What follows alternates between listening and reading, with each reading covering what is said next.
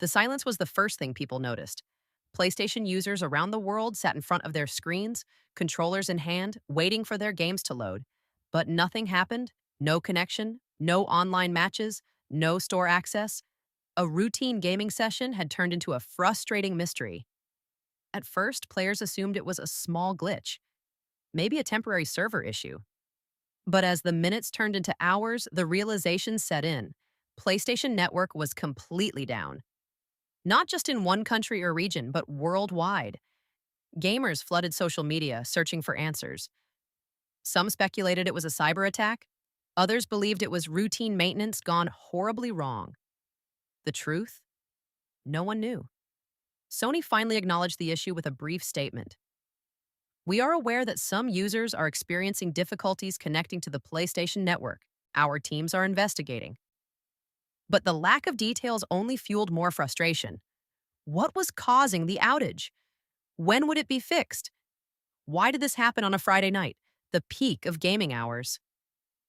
As the outage dragged on, another issue became painfully clear. Modern gaming is deeply dependent on online access. Even single-player games with microtransactions required PlayStation Network authentication. Thousands of games were suddenly unplayable. Digital libraries, purchased with hard-earned money, were useless without an internet handshake from Sony's servers. The system wasn't just down, it had left millions of players locked out of their own games. This wasn't the first time PlayStation Network had gone dark. In 2011, PSN suffered a historic breach that took it offline for over a month.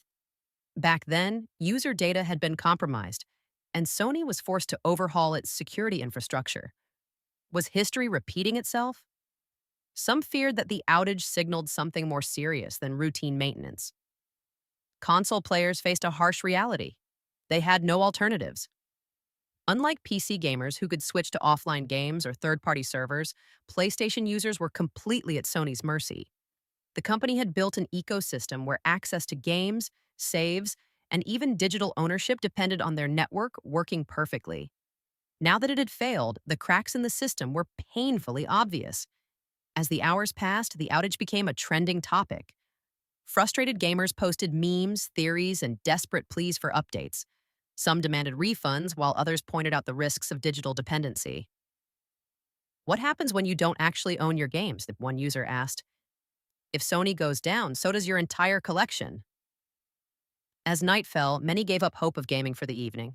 Some turned to older physical games, others switched consoles, and a few simply walked away, reconsidering their reliance on an always online gaming experience.